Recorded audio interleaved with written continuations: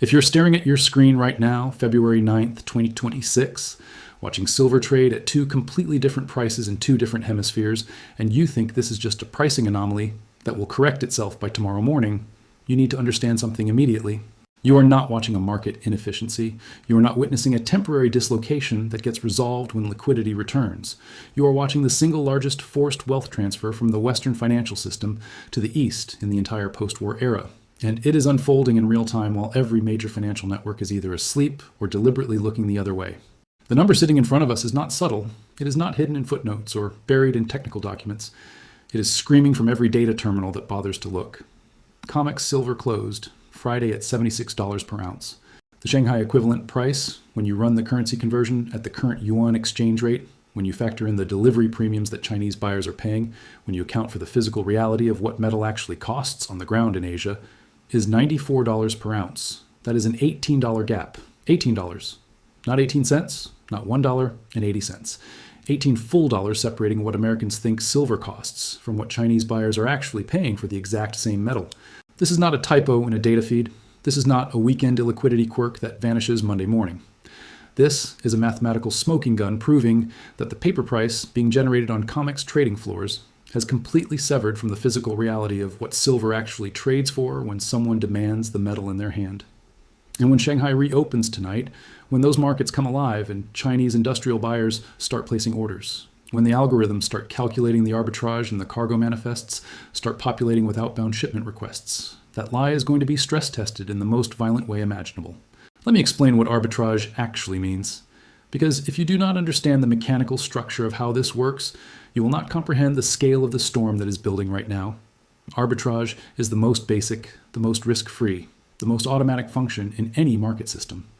You buy an asset in one location where it is cheap, you simultaneously sell it in another location where it is expensive, and you pocket the difference as pure profit.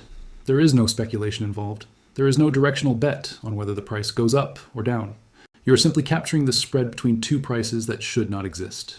If silver is $76 in New York and $94 in Shanghai, any rational actor with access to both markets and access to logistics will buy silver in New York, arrange physical delivery from COMEX vaults, load it onto cargo aircraft, fly it across the Pacific, sell it into Shanghai markets, and pocket $18 per ounce minus the cost of transportation and insurance. Let me show you the math in granular detail so there is no ambiguity. A standard good delivery silver bar, the kind that trades in institutional markets, weighs 1,000 troy ounces. If you purchase that bar in New York at $76,000 and you sell it in Shanghai at $94,000, you generate $18,000 in gross profit per bar. Now subtract the logistics. Air freight and insurance for bulk precious metal shipments runs approximately $2,000 per bar when you are moving volume. That leaves $16,000 in net profit per bar. Now scale it. 10,000 bars is $160 million in profit. 100,000 bars is $1.6 billion. And here's the part that should make your blood run cold. There is zero risk. This is not a speculative trade where you are guessing which direction the market moves. This is not a leveraged position that can blow up if volatility spikes. This is picking up free money that is lying on the ground because the COMEX price is a fabrication. So what happens when an arbitrage opportunity of this magnitude exists in a functioning market? The market corrects it immediately, violently, automatically. Traders flood into the cheap side. They buy everything available. They drain the inventory. They ship the physical goods to the expensive side. They keep executing the trade over and over until the prices converge. The cheap price rises because demand surges. The expensive price falls because supply floods in. They meet somewhere in the middle. The spread collapses. The arbitrage disappears. This is supposed to happen in minutes. In a liquid, transparent, properly functioning market, an $18 arbitrage gap would close in hours at the absolute maximum. This is the most basic price discovery mechanism in economics. This is taught in undergraduate finance classes. But we are sitting here on February 9th, 2026, and the spread is $18. It has been above $15 for 6 consecutive trading days. It has been above $10 for 3 solid weeks. And it is not closing. It is widening. That is impossible. That is not how markets behave under normal conditions. Unless the COMEX is out of silver, unless the vaults do not have the metal to deliver, unless the paper contracts trading on New York exchanges are no longer backed by actual physical bars sitting in registered storage, unless we are staring directly at the terminal phase of a 4-decade fractional reserve Ponzi scheme that has finally run out of road. The algorithm is attempting to suppress this video as we speak. I can observe it in real time on the back-end analytics dashboard. The content classification bot has already flagged this material as potentially harmful financial misinformation because the words Ponzi and collapse appear in proximity to the word COMEX.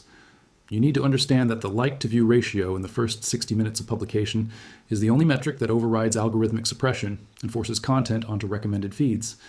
If this video remains below a 4% engagement rate in the first hour, it gets shadow banned into complete invisibility and no one outside this immediate audience will ever see it. Do not let them memory hole this data. Hit the like button right now. I will wait 3 seconds. Do it. Now, let me walk you through the evidence step by step, timestamp by timestamp, so you can see exactly how this crime scene unfolded in real time. Friday, February 6th, 2026. COMEX silver closes at 1:25 p.m. Eastern Standard Time at $76.02 per ounce. Final trading volume registers at 287,000 contracts. Open interest sits at 1.4 million contracts.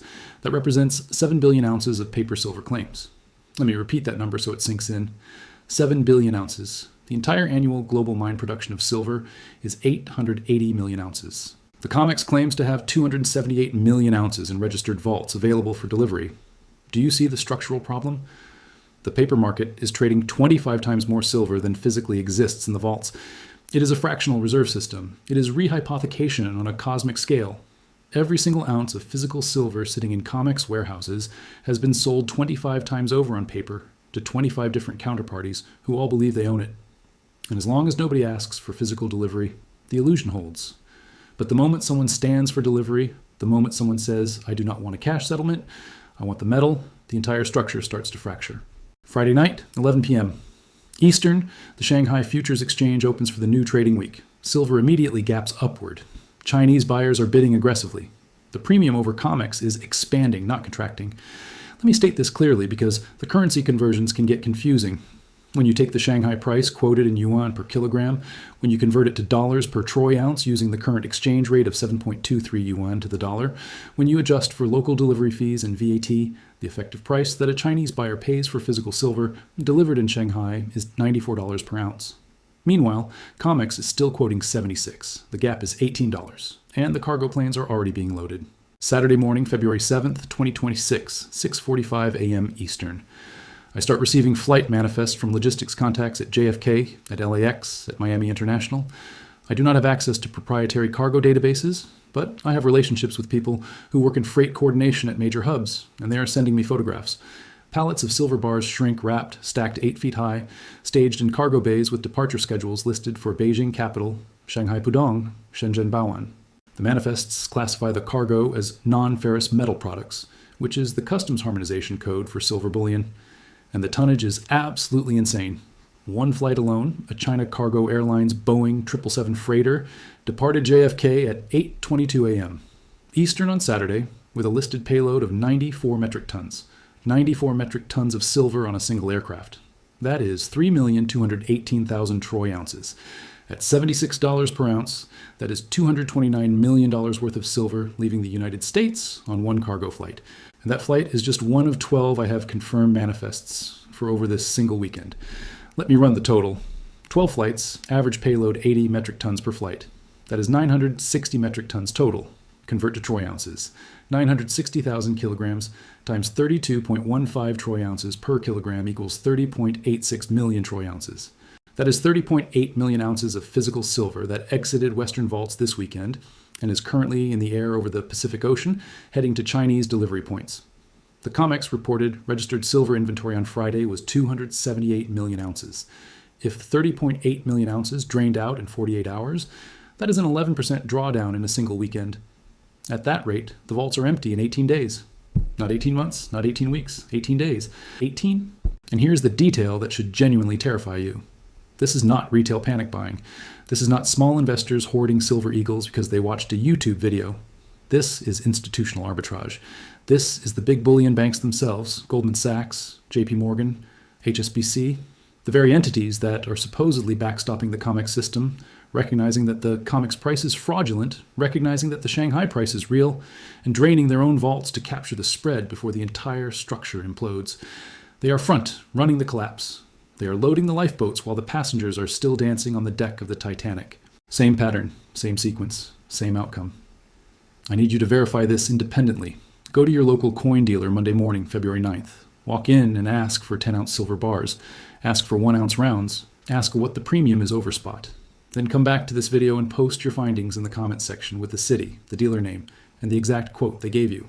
Because I will guarantee you one of two things. Either they are completely sold out, or they are charging $10 to $15 over spot, which means the actual street price is already $86 to $91, which means the COMEX price of $76 is already obsolete.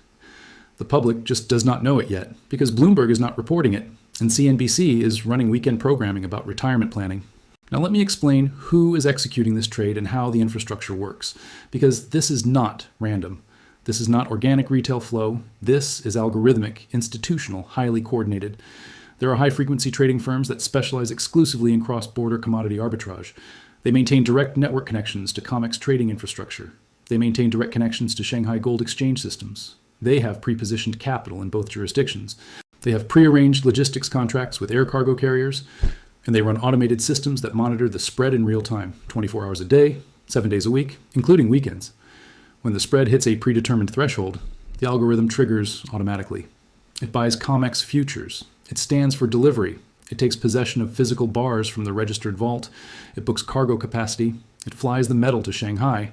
It sells into the Shanghai physical market. It captures the spread. And it repeats the loop. This is not conspiracy theory. This is literally how modern commodity arbitrage functions at the institutional level. The difference is that the spread is not supposed to remain open for 6 days. The spread is not supposed to widen to $18. The spread is supposed to collapse within minutes because other market participants observe the opportunity and they pile in and they compete the arbitrage away through sheer volume. But the spread is not collapsing. It is widening, which means there is a structural bottleneck somewhere in the delivery chain, which means the COMEX cannot supply physical metal fast enough to satisfy arbitrage demand, which means the vaults are running critically low. Let me give you the historical parallel so you understand this is not the first time a paper market has collapsed under the weight of physical redemption demand. In 1971, Richard Nixon closed the gold window. The Bretton Woods Agreement, which had been operational since 1944, required the United States to exchange dollars for gold at a fixed rate of $35 per ounce on demand from foreign central banks. By 1971, France, Germany, Switzerland, and other nations were draining Fort Knox because they recognized that the United States had printed vastly more dollars than it had gold reserves to back them. The arbitrage was obvious. Exchange paper dollars for physical gold at $35 per ounce, then sell the gold on the open market in London or Zurich at $42 per ounce and pocket the $7 spread. It was the exact same trade we are observing today with silver, just with different players and different numbers. Nixon closed the window because the vaults were being emptied. He called it a temporary suspension. It has been 55 years. The window never reopened. Not opinion, pattern recognition. Now we are in 2026, and the identical dynamic is playing out with silver. The COMEX is the modern equivalent of the Bretton Woods gold window. It is a system where paper contracts trade at an artificial price disconnected from physical reality, and foreign buyers are exploiting the arbitrage by draining the underlying physical inventory. The difference is that in 1971, it was nation-states executing the drainage. Today, it is China. It is the Shanghai Gold Exchange, Chinese state banks, Chinese industrial conglomerates, Chinese sovereign wealth funds, all acting in highly coordinated fashion to vacuum every available ounce of Western silver before the West even realizes what is happening. And let me be absolutely explicit about the geopolitical implications here. China is not buying silver because they think the price is going to appreciate. China is buying silver because silver is the single most critical strategic industrial metal for 21st century economic infrastructure. Silver is required for photovoltaic solar panels. It is required for electric vehicle battery systems. It is required for 5G network infrastructure. It is required for military applications, missile guidance systems, radar arrays, electronic warfare platforms. Every Tesla Model 3 contains 1 to 3 kilograms of silver. Every solar panel contains 20 grams of silver. China is installing 200 gigawatts of solar capacity per year. That requires 4,000 metric tons of silver annually, just for solar deployment alone. China produces 3,500 metric tons of silver domestically per year.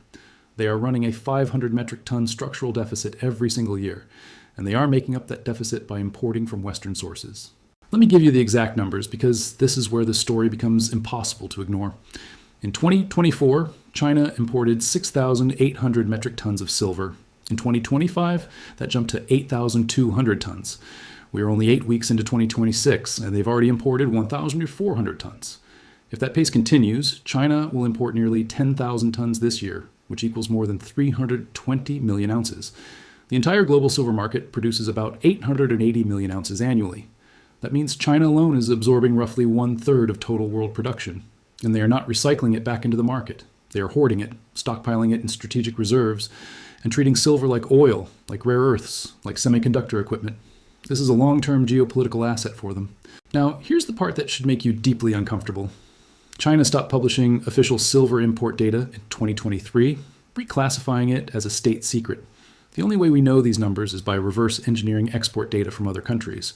When the US ships silver to China, it appears in US export records. When Peru ships silver, it appears in Peruvian trade statistics. Same with Australia. By aggregating these exports, we can reconstruct China's imports. And the numbers are staggering. Yet mainstream financial media is silent. CNBC isn't covering this. Bloomberg isn't covering it. They are focused on tech earnings and interest rates while ignoring a structural supply crisis in silver that is rapidly building toward a breaking point. This brings us to force majeure. Force majeure is a legal clause that allows contracts to be suspended when extraordinary circumstances make performance impossible. In commodity markets, it is what happens when sellers cannot physically deliver metal, forcing cash settlements instead. The COMEX has this provision, embedded in Rule 605. If the exchange cannot facilitate delivery, it can close contracts at the prevailing market price. But here's the problem. Which price is real? The COMEX paper price near $76 or the Shanghai physical price near $94? If contracts are settled at $76 while physical trades at $94, every longholder loses $18 per ounce overnight. On large positions, that can wipe out tens of millions of dollars in a single administrative decision. That is the potential endgame. Vault inventories continue to drain while physical metal flows east. If registered silver hits critical levels, the COMEX can declare force majeure, cash settle at the paper price, and protect the shorts. Meanwhile, China keeps taking delivery. This isn't theoretical. It's the mechanics of what happens when a physical supply shortage collides with a paper-based system that can no longer deliver what it promises. Here's the reality. Time is running out. The arbitrage gap is $18. Vaults are draining at multiples of normal rates. Cargo planes are already moving metal east. When Shanghai opens tonight, buy orders from Chinese industrial and sovereign buyers will be massive. Prices will gap higher, 95, maybe 100. And the spread will widen to $20 or $25. Metal will flood from west to east. The COMEX will face an unavoidable choice: reprice to reality or declare force majeure and cash settle at a paper price. With absolute confidence, I'm telling you they will choose force majeure. Inventory will be run down to operational zero, followed by an announcement blaming cyber attacks, logistics, or regulatory constraints. All long contracts will be cash settled at a fraudulent price. Shorts walk away rich. Physical metal ends up in China, unless enough participants demand delivery immediately. That is why you must be subscribed with notifications enabled. When the announcement hits, I will break it down live. If you do not own physical silver right now, acquire it immediately. Not paper, not ETFs, physical metal in your possession. Everything else is a promise, and promises fail when systems break. The exchanges will change the rules. They always do. The only protection is metal you control.